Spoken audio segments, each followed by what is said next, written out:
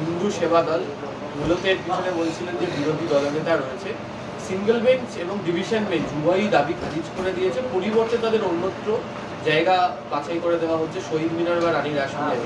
এই red road নিয়ে এনারা এতটা কেন রিজিড কেন? কোনো কি ধর্মীয় কারণেই রেড রোড এনারা বাছাই করার চেষ্টা করছে, বিভাজন করবেন? দেখুন, এই বিজেপি পন্থী একটা সংগঠন রাজনৈতিক উদ্দেশ্য প্রণোদিতভাবে রেড রোডে গিয়ে হনুমান জয়ন্তী পালন করবো এরকম একটা আবদান নিয়ে লাফালাফি করছিল। কোর্ট নাকচ করে দিয়েছে। কোর্ট নাকচ করে দিয়ে বিকল্প জায়গা দিয়েছে। শহীদ মিনার হতে পারে, রানী রাসমণি অ্যাভিনিউ হতে পারে। ফলে হনুমান জয়ন্তী যাদের করার কথা করবে, কিন্তু এই রেড রোড পলিটিক্সটায় ঢুকতে যাচ্ছে কেন? আর বিজেপি এটা নিয়ে মিথ্যাচার করছে। রেড রোডে পবিত্র ঈদের নামাজ হয়, এটা বহুদিনের রীতি। তা তারা শুধু পবিত্র ঈদের নামাজের কথা বলছে কেন? রেড রোডে তো মুখ্যমন্ত্রীর উদ্যোগে দুর্গাপুজোর কারণই ভালো হয়। তো সেটা দেখতে পাচ্ছে না, সেটা মনে পড়ছে না, রেড রোড পলিটিক্স করতে যাচ্ছে কেন? মানুষের রুটি কাপড়া আর মাকান, বাংলার অধিকার, বাংলার টাকা, বাংলার সংস্কৃতি, এরা তার ত্রিসীমানায় নেই, মানুষের সঙ্গে কোনো সম্পর্ক নেই। কোথায় হনুমান জয়ন্তী, রেড রোডে চাই, এখানে চাই, ওখানে চাই, কোর্ট ধরে বার করে দিয়েছে। এই কসবাকার নিয়ে পুলিশ কমিশনারের দাবি যে 13 জন পুলিশ কর্মী আহত হয়েছেন শিক্ষকদের মারধরে, এবং তিনি সেই সময় বলেছেন যে শিক্ষকদের হাতে পুলিশ আক্রান্ত হয়েছে, শিক্ষকরা ওখানে গিয়ে মারধর করবে পুলিশে, এটা প্রত্যাশিত ছিল না। দেখুন, আমরা পরিষ্কারভাবে বলছি, পুলিশ তার বক্তব্য বিস্তারিতভাবে জানাচ্ছে। এই ডিআই অফিস, কসবা ডিআই অফিসে যেটা হয়েছে, এটা পরিকল্পিত হামলা। কারণ এই সুপ্রিম কোর্টের রায় যে 26,000 চাকরি হারা, এর সঙ্গে ওই ডিআই অফিসের কোনো সম্পর্ক নেই। এবং যারা বিক্ষোভ দেখাতে গেছিলেন তাদের সঙ্গেও কলকাতার ডিআই অফিসের অধিকাংশেরই কোনো সম্পর্ক নেই। এবং পুলিশ যে 3টে পর্যায়, প্রথম দফা, দ্বিতীয় দফা, তৃতীয় দফা, একটা ব্যারিকেড, তারপরের পর্যায়ে, তারপরের পর্যায়ে, পুলিশ তো প্রথমে ব্যবস্থা নেয়নি। যখন একেবারে গেট ভেঙে তালা ভাঙার চেষ্টা হয়েছে এবং পুলিশকে মারা হয়েছে, তারপরে পুলিশকে তো কিছু বলপ্রয়োগ করতেই হবে সেই জিনিসটা প্রতিরোধ করার জন্য। যখন প্রথম ব্যারিকেড, সেখানে তো পুলিশ কোনো অ্যাকশন নেয়নি, দ্বিতীয় পর্যায়েতেও নেয়নি। যখন গেটে পৌঁছে গিয়ে গেট ভাঙার চেষ্টা হয়েছে আর ওইসব পেট্রোল নিয়ে জ্বালিয়ে দিয়ে এইসব হয়েছে, তো তখন এই পেট্রোল নিয়ে জ্বালিয়ে দিয়ে কে বলেছে? সোশ্যাল মিডিয়ায় ঘুরছে, সিপিএমের এক ক্যাডার বলেছে। তাকে তো অ্যারেস্ট করা উচিত। ওখানে দাঁড়িয়ে মানুষকে প্রভোগ করেছে বৃহত্তর হিংসার জন্য। ফেসবুকে মোহাম্মদ সেলিমের ছবি দিয়ে পোস্ট করে, বলছে পেট্রোল নিয়ে জ্বালিয়ে দেওয়া উচিত। এবার পুলিশকে সেখানে হামলা করেছে, এতজন পুলিশ ইনজিওর্ড হয়েছেন, নিরস্ত্র পুলিশ সংযম দেখিয়েছে, সহিষ্ণুতা দেখিয়েছে, তাদের মারা হয়েছে, তার ভিডিও আছে। যারা ক্যাম্পেন করছেন তারা ভিডিও তো প্রথম অংশ দেখাচ্ছেন না। যখন একের পর এক হিংসাত্মক কাজ করতে করতে শিক্ষকের মতো যারা গিয়ে ওই হামলাটা করলেন, যখন পুলিশকে মারা হচ্ছে আপনারা সেই ভিডিওটা দেখাচ্ছেন না। যখন রিয়াকশনে কোনোভাবে সে একটা রিয়াক্ট করে ফেলছে, তার একটা বিচ্ছিন্ন মুহূর্ত দেখিয়ে এই ধরনের প্রশ্ন তোলা হচ্ছে, পুলিশ কেন শিক্ষকদের মারবে? কেন মারবে? মুখ্যমন্ত্রীও চান না। কিন্তু শিক্ষকরা যদি হামলা করতে করতে দরজা ভাঙার জায়গায় চলে যান, ওর ভেতরে কতজন ছিল বলুন তো? ওর ভেতরে কত শিক্ষকের ভাগ্য নির্ধারক নথিপত্র থাকে ওই অফিসটার? তাহলে সেই জায়গায় যদি সেটা হয়, তাহলে কতজন শিক্ষক আমাকে একটু বলে দিন তো, যারা ডিআই অফিসে হামলা করতে গেছিলেন। ডিআই অফিসে আমি বলছি, চিন্ময় মণ্ডল, ইনি জেলা নদিয়া, হালিশহর আদর্শ বিদ্যাপীঠ। ডিআই অফিসে কি কাজ ছিল? কসবার ডিআই অফিস, কলকাতার ডিআই অফিসে কি কাজ ছিল? চিন্ময় মণ্ডলের ওখানে কি কাজ ছিল? চিন্ময় মণ্ডল ওখানে কি করছিলেন? মোহাম্মদ গোলাম গৌস মণ্ডল, ধোসা চন্দনেশ্বর হাই স্কুল, বর্ধমান। আমি কয়েকটি নাম বলছি। এদের বলুন কসবার ডিআই অফিসে কি করছিল? প্রথম কথা, ডিআই অফিসের সঙ্গে এই চাকরির কি সম্পর্ক? ওখানে যাবে কেন? দ্বিতীয়, এর বিভিন্ন সূত্র থেকে পাওয়া, আপনারা তো বিভিন্ন সূত্র থেকে পেয়েছিলেন, আমি সোমা বলছি, আমরাও সূত্র থেকে পেয়েছি। এবার দেখুন কেমন লাগে। চিন্ময় মণ্ডল কি করতে গেছিলেন ওখানে? হামলা ছাড়া কি করতে গেছিলেন? আপনি হচ্ছেন নদিয়ার চিন্ময় মণ্ডল, হালিশহর আদর্শ বিদ্যাপীঠ, টেলিফোন নাম্বারটা বললাম না, নদিয়ার। 2, নদিয়া হালিশহর আদর্শ বিদ্যাপীঠ, আর ওর ডিস্ট্রিক্ট হচ্ছে নদিয়া। হ্যাঁ, নদিয়া। হালিশহর আদর্শ বিদ্যাপীঠ হচ্ছে স্কুল, আর বাড়ি হচ্ছে Nadia. Mohammad Golam Gaus Mondal, Dosa Chandaneswar NC high school, এর বাড়ি বর্ধমান। 3 নম্বর, Humayun Firoz Mondal, MBS Neora high school, উত্তর 24 পরগনা। হুমায়ুন ফিরোজ মণ্ডল। আজহারউদ্দিন হালদার, কলস হাই স্কুল, দক্ষিণ 24 পরগনা। কি করতে গেছিলেন? এর নাম হচ্ছে আজহারউদ্দিন হালদার, কলস হাই স্কুল, দক্ষিণ 24 পরগনা। কি করতে গেছিলেন ডিআই অফিসে? কসবার ডিআই অফিসে আপনার কি কাজ?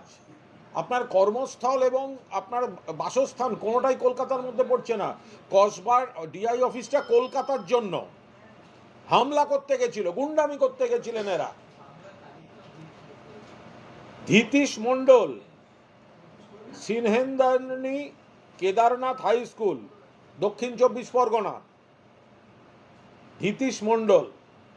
কিশোর মজুমদার, সন্দীক্ষণ ডার্থ বিদ্যানিকেতন, মুর্শিদাবাদ। মামুন রশিদ, করঞ্জলি ইনস্টিটিউশন, দক্ষিণ 24 পরগনা। মামুদ রশিদ। হানজেলা শেখ, শান্তিগড় নিভাননী স্মৃতি বিদ্যাপীঠ, দক্ষিণ 24 পরগনা। এর বিস্তারিত লিস্ট আমরা দিতে পারি। কি করতে গেছিলেন?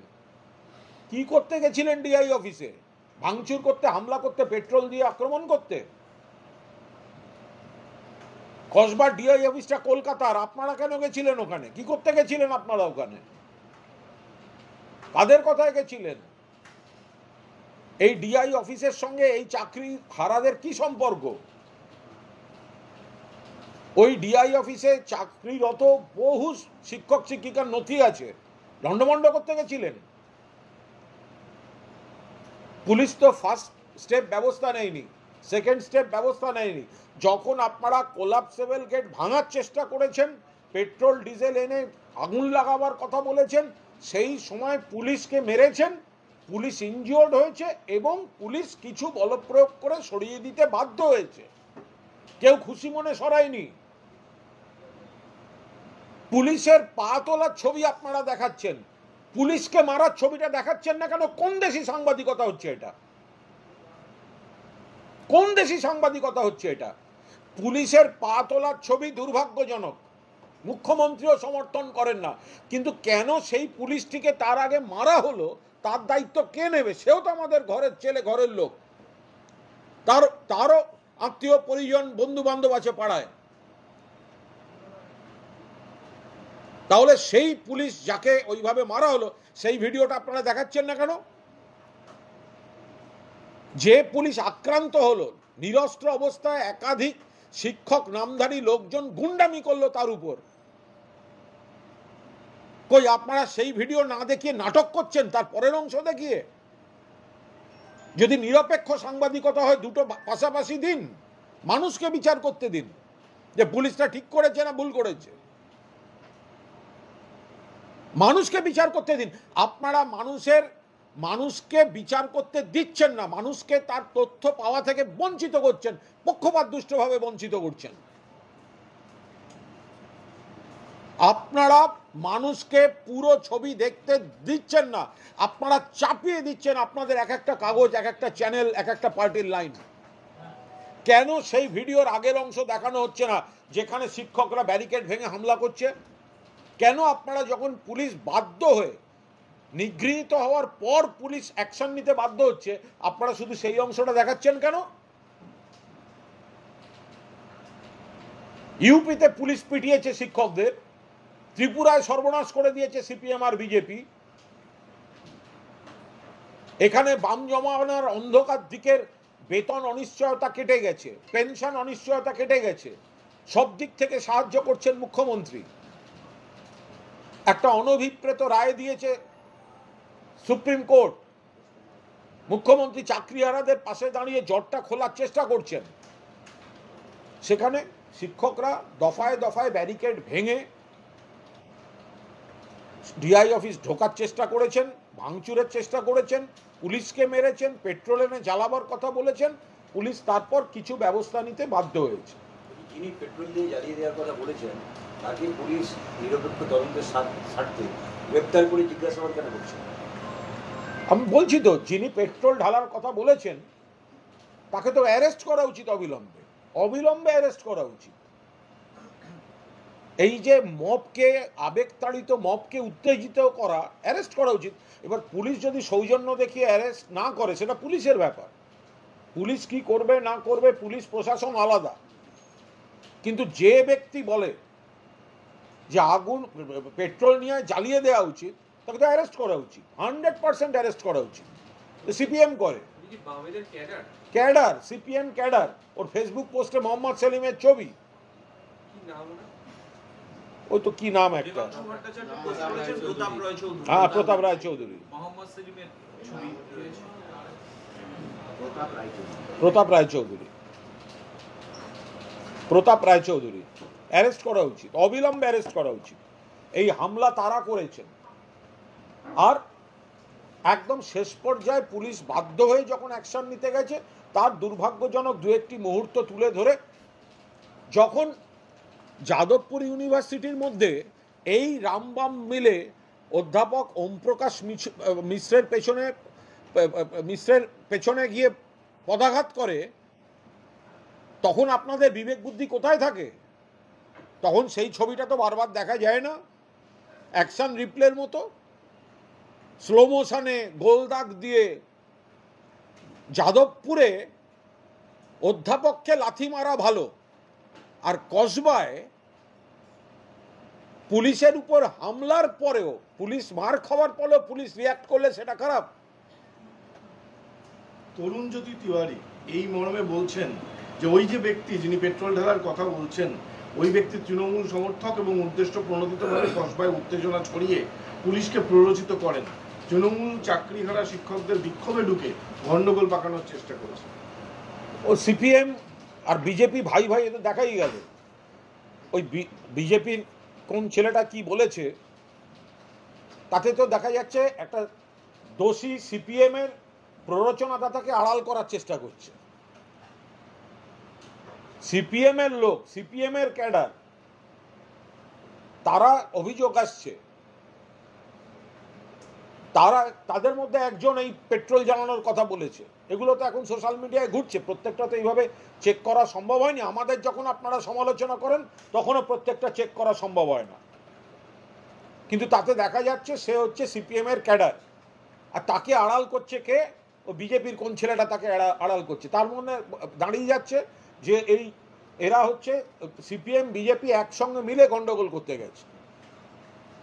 বিকাশ ভবনে আজকে একটা সমাধান খোঁজার চেষ্টা হচ্ছে, শিক্ষামন্ত্রীর সঙ্গে বৈঠক হচ্ছে, এটা কতটা ফলপ্রসূ হতে পারে বলে আমি একটা জিনিস পরিষ্কার বলি, আশা করি আপনারা দয়া করে এই বিষয়টা আপনাদের প্রচার মাধ্যমে আমাদের বক্তব্য বলে যদি অনুগ্রহ করে সেই বিষয়টা আপনারা একটু দেখান। কে চাকরি খেয়েছে আপনারা যদি দয়া করে সেই বিষয়টা একটু দেখেন।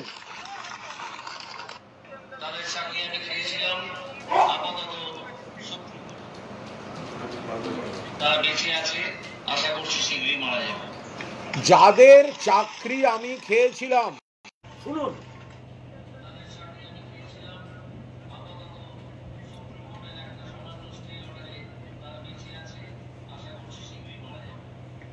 মানসিকতা ভাবুন। 26,000 যাদের চাকরি আমি খেয়েছিলাম আপাতত সুপ্রিম কোর্টের একটা অর্ডারে স্টে পেয়েছে। আশা করছি শীঘ্রই মারা যাবে। কে বলছেন? অভিজিৎ গঙ্গোপাধ্যায়। কোন অভিজিৎ গঙ্গোপাধ্যায়? যিনি বিচারপতি ছিলেন, যার হাতে মামলা ছিল। কোন অভিজিৎ গঙ্গোপাধ্যায়? যিনি ওই মামলা চলাকালীন বিচারপতির সিংহাসনে থাকাকালীন চাকরি ছেড়ে বিজেপির এমপি হয়েছেন। তিনি বলছেন যে যাদের আমি চাকরি খেয়েছিলাম স্টে দিয়ে টিকে আছে, আশা করি শীঘ্রই মারা যাবে।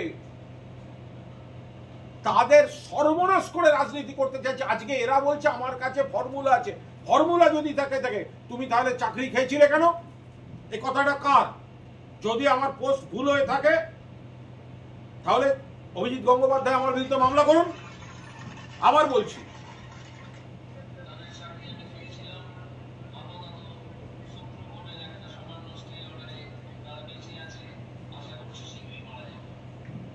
আমি যাদের চাকরি খেয়েছিলাম সুপ্রিম কোর্টের একটা সামান্য স্টে অর্ডারে আপাতত বেঁচে আছে, আশা করি শিগগিরই মারা যাবে। এরপরে কারা চাকরি খাচ্ছে এরপর কোনো তর্ক হবে? আচ্ছা, তর্কের খাতিরে ধরা যাক যে অভিজিৎ গঙ্গোপাধ্যায়ের কাছে সলিউশনের ফর্মুলা আছে, যেটা উনি এখন বলছেন, যেটা নিয়ে নাকি উনি চিঠি দিতে চান। তাহলে উনি চাকরি খেয়েছিলেন কেন? আর গর্বের সঙ্গে বলছেন চাকরি খেয়েছিলাম। কি ভাষা! যাদের আমি চাকরি খেয়েছিলাম আপাতত সুপ্রিম কোর্টের একটা সামান্য স্টেতে বেঁচে আছে, আশা করি শিগগিরই মারা যাবে। মারা যাবে। শিক্ষক শিক্ষিকাদের মৃত্যু কামনা করছে বিজেপি শুধু রাজনীতি করার জন্য। তারপরে এই নাটক চলবে। কেউ যদি কোথাও কোনো অন্যায় করে থাকে তার শাস্তি হোক, সেখানে তৃণমূল কংগ্রেস বাধা দিতে যাবে না। কিন্তু বাকি অংশটায় যোগ্যদেরকে চাকরি খেয়ে পলিটিক্যাল ইস্যু করে অস্থিরতা তৈরি, চোখের জল ফেলে জীবন শেষ করে দিয়ে গর্বের সঙ্গে বলছেন আশা করি মারা যাবে, আমি ওদের চাকরি খেয়েছিলাম। আর আজকে বলছেন আমার কাছে সলিউশনের ফর্মুলা আছে। এত বড় দ্বিচারিতা এই সিপিএম বিজেপি করছে। এই সিপিএম বিজেপি এই দ্বিচারিতা করছে। আপনারা সংবাদ মাধ্যম অন্তত এই নিরপেক্ষতাটা দেখান। একজন বিচারপতি দাঁড়িয়ে বলছেন আমি যাদের চাকরি খেয়েছিলাম আশা করি তাড়াতাড়ি মারা যাবে। আবার সেই লোকটাই বলছে সমাধানের ফর্মুলা আছে। তাহলে চাকরি খেয়েছিলে কেন? তাহলে সমাধান হয়নি কেন? তার কারণ অন্যায় যদি কেউ করে থাকে তাদের কেউ ডিফেন্ড করছে না, কিন্তু বাকি যে অংশটা আপনারা সেটা এসএসসি দেওয়া যা যা ইনপুট আপনারা সেটাকে জটিলতার মধ্যে ফেলে দিয়ে চাকরি খাওয়াটা আপনাদের কাছে প্রাধান্য ছিল। চাকরিহারাদের দাবি হচ্ছে যে তাদের এই যে জটটা সমাধানের জটটা আটকে আছে সেটা মিরর ইমেজ প্রকাশ করলে এটা নিয়ে আমি কোনো কথা বলবো না, কারণ চাকরি হারাদের যে দাবি সেটা নিয়ে মাননীয় শিক্ষামন্ত্রীর সঙ্গে তাদের বৈঠক চলছে। ফলে এর মধ্যে আমি এ নিয়ে কোনো মন্তব্য করবো না। এসএসসি ভঙ্গ অভিযান আছে চাকরি হারাতে। দেখুন, যাদের চাকরি গেছে তাদের কষ্ট হবেই, কিন্তু মুখ্যমন্ত্রীর উপর আস্থা রাখাটাই আমরা সবাই আবেদন করব, কারণ এটা আইনের সমাধান, বৈধতা দিয়ে সমাধান। মুখ্যমন্ত্রী সব রকম চেষ্টা করছেন এবং সুপ্রিম কোর্টের রায়ের যে অংশের সঙ্গে আমরা স্পষ্টত দ্বিমত, সেটা আইনি পদ্ধতিতেই মাননীয় মুখ্যমন্ত্রী এদের চাকরির প্রোটেকশনের যাবতীয় ব্যবস্থা করছেন। এই পরিস্থিতিতে অকারণে কেন এই একটু সময় একটু ধৈর্য না ধরে কোনো রাজনৈতিক দলের প্ররোচনায় পা দিয়ে কখনো ডিআই অফিসে গিয়ে হামলা করা, কখনো রাস্তায় বসে একটু ওয়েট করুন না, একটুখানি ওয়েট করুন, একটু ওয়েট করুন, তাহলে তো আপনারা মানে এই মুখ্যমন্ত্রীকে একটু সময় দিন গোটা বিষয়টার জটটা কাটাবার।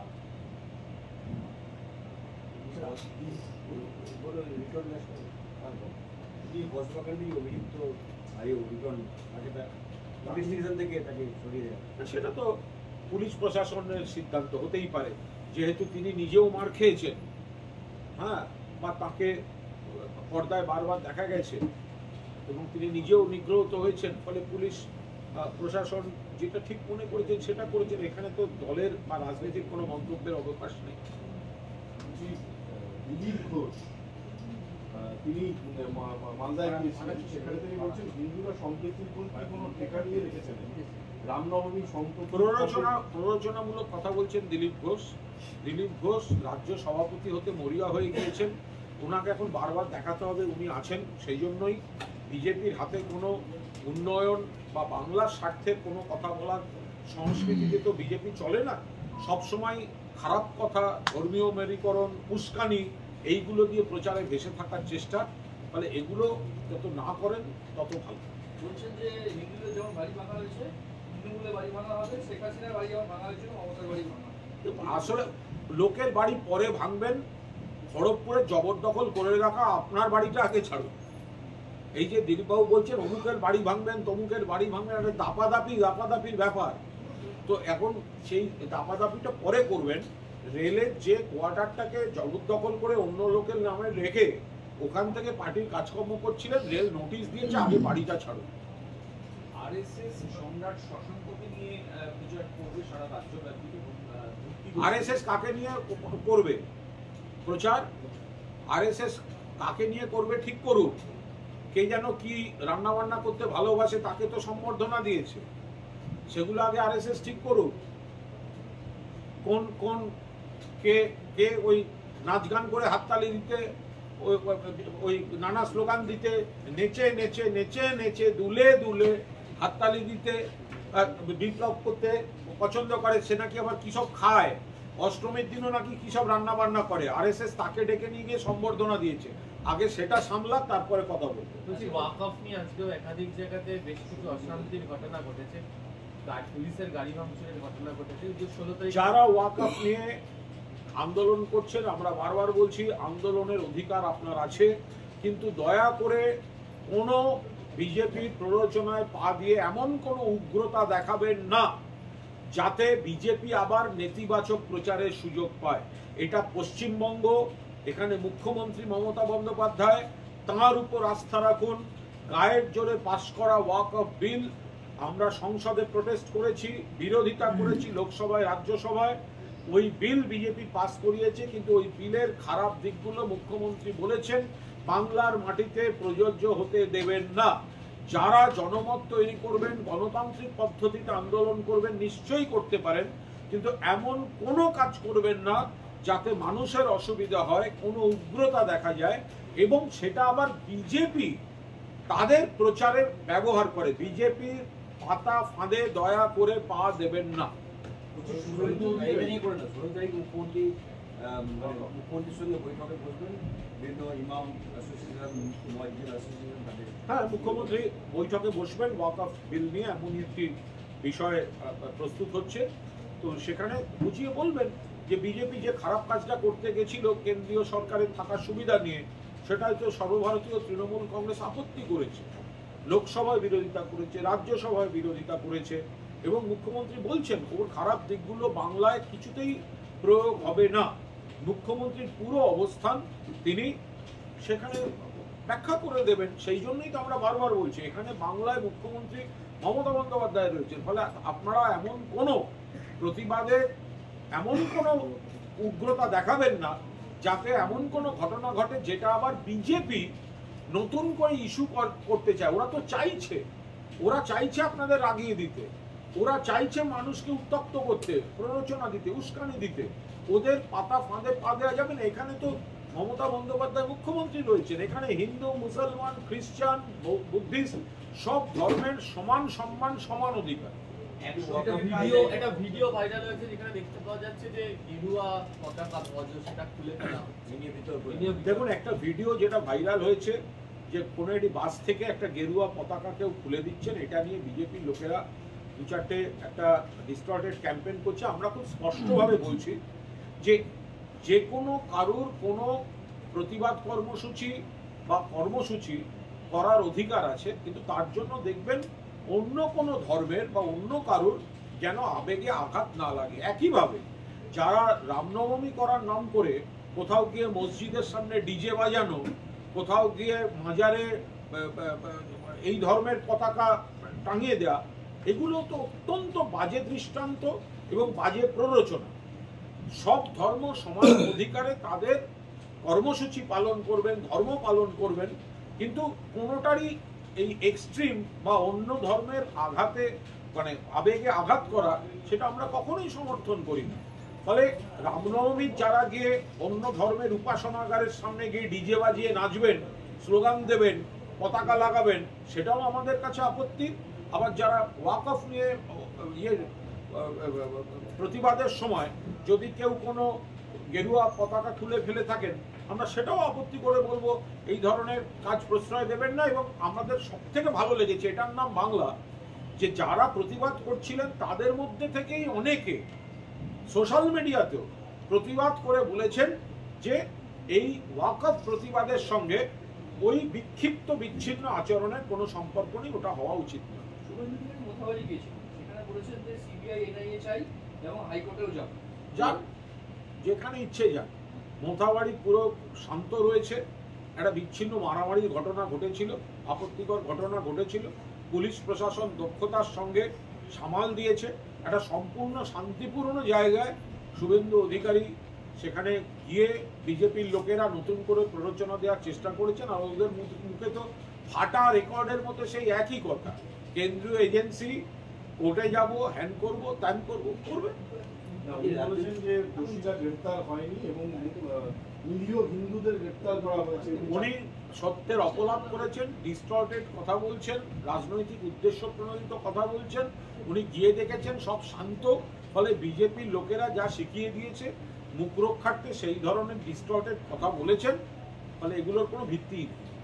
রাজনীতিদের নানা ইস্যুতে বিক্ষোভ হচ্ছে, বিরোধীদের দাবি যে সরকারের উপর আস্থা রাখছে, সেই কারণে সরকারের উপর মানুষের পূর্ণ আস্থা আছে।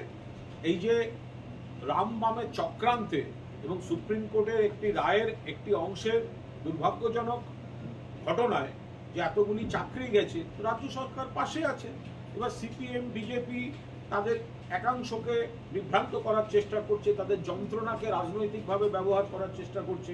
আবার ওয়াকফ নিয়ে কেন্দ্রের বিজেপির বিরুদ্ধে একাংশের মানুষ তারা প্রতিবাদ করছেন। এগুলো তো গণতন্ত্রে আছে বা এই ধরনের ঘটনা। তো ফলে এর সঙ্গে রাজ্য সরকারের প্রতি মানুষের অনাস্থা বা রাজ্য সরকারের কোথাও এ নিয়ে কোনো কাউকে ভাবতে হবে না। 2026 সাল 21-এর থেকে বেশি আসন নিয়ে তৃণমূল কংগ্রেস আসবে। যে মানুষরা সমস্যায় আছে তাদের সমাধানটাও যদি কেউ করতে পারেন, তার নাম মমতা বন্দ্যোপাধ্যায়। বিরোধীদের বলুন, ত্রিপুরায় সিপিএম জমানায় গোটা প্যানেল বাতিল হয়েছিল, 10,323। কি করেছেন সুপ্রিম কোর্টে গিয়ে এই বিকাশ ভট্টাচার্যরা? তখন তো গিয়ে বলেছেন কয়েকজনের ভুলের জন্য গোটা প্যানেল বাতিল হতে পারে না, আর আজকে বলছেন সব প্যানেল বাতিল করতে হবে। জিজ্ঞাসা করুন বিজেপিকে, তখন বলেছে সিপিএম 12টা বাজিয়েছে, আমরা আপনাদের চাকরি করে দেবো। কিচ্ছু করেনি, হাহাকার চলছে ত্রিপুরায়। সেই জায়গায় দাঁড়িয়ে বাংলায় মুখ্যমন্ত্রী পাশে আছেন, মানুষও পরিষ্কার দেখতে পাবেন এই লড়াইতে মুখ্যমন্ত্রী পাশে আছেন।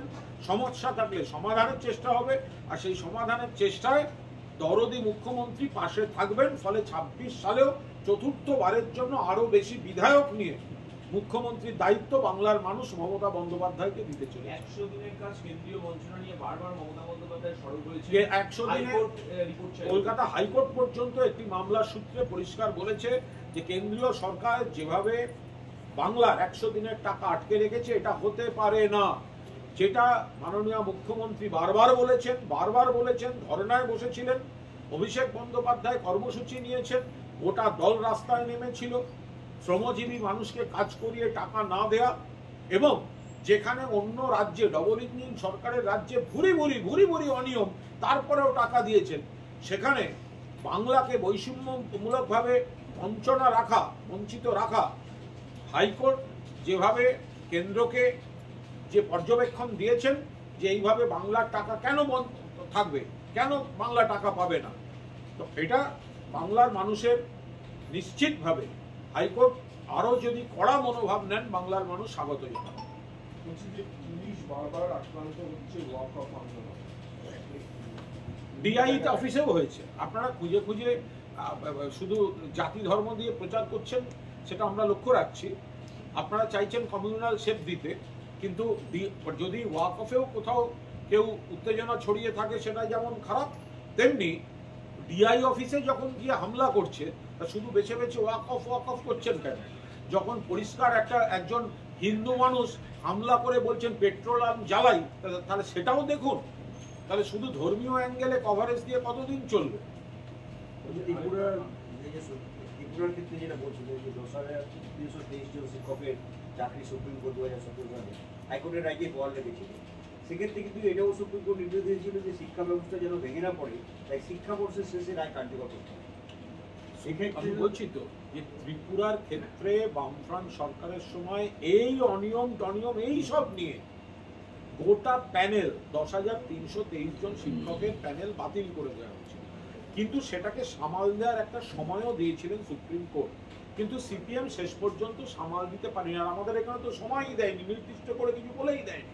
এখানেও তো বৈষম্য, ওখানে ত্রিপুরায় যদি বৈষম্য, ত্রিপুরায় যদি প্যানেল বাতিল হয়ে থাকে তাহলে একসঙ্গে এতগুলি শূন্য পদ হলে পরিস্থিতি সামাল দেওয়ার সময় দেওয়া হয়েছিল সিপিএম সরকারকে, তো আমাদের এখানে তো সময়ও দেওয়া হয়নি। তো এগুলো নিয়েই তো আমাদের আপত্তি আছে, সেগুলো তো হবে, কিন্তু ওখানে সিপিএম সামলাতে পারেনি, বিজেপিও সামলাতে পারেনি। আর এখানে মুখ্যমন্ত্রী এই শিক্ষকদের পাশে আছেন এবং এই লড়াইতে নেতৃত্ব দিচ্ছেন যাতে তাদের কাজ সুরক্ষিত থাকে। চলো, থ্যাংক ইউ। দিলীপ ঘোষের একটা আছে, রাজ্য সরকার কিছু করবে না এই চাকরি হারাদের নিয়ে, এর 800 কোটি টাকা খেয়েছে, এরা ঘেটে দিয়েছে। যেমন দিলীপ ঘোষ আল ফাল কথা বলে যাচ্ছেন, উনি যদি বাংলা থেকে নির্বাচিত সাংসদ থেকে থাকেন কোনো কালে, তাহলে বাংলার প্রতি বঞ্চনা, বাংলার টাকা আদায়, গরিব মানুষ 100 দিনের কাজ করেছে উনি কোনো ভূমিকা পালন করেননি, বাংলার গরিব মানুষের আবাস উনি কোনো ভূমিকা পালন করেননি, বাংলার থেকে ট্যাক্স নিয়ে গেছে কেন্দ্রীয় সরকার, বাংলাকে দেয়নি, উনি কোনো ভূমিকা পালন করেননি।